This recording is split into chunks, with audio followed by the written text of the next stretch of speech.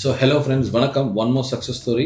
Vinod sir has come from Andaman. So Andamanலேருந்து work பண்ணாங்க. இவங்க வந்து lot of bike driving and severe stiffness. So treatment பண்ணி முடிச்சிருக்கோம். Let's hear from S sir. அந்த இடத்துல எனக்கு ரொம்ப பெயின் இருந்துச்சு, பேக் பெயின் இருந்துச்சு, நிறைய ப்ராப்ளம் இருந்துச்சு. நான் பைக் ரைட் பண்ணிட்டு இருந்தேன், டியூட்டி அப்படி தான் ஃபுல் டைம் பைக்கில் தான் சுற்றிட்டு இருப்பேன். அப்போ எனக்கு ஃபுல் நெக் பெயின் இருந்துச்சு, பேக் பெயினில் இருந்துச்சு. அதை நான் சார் வந்து பார்த்தேன், சொன்னேன்.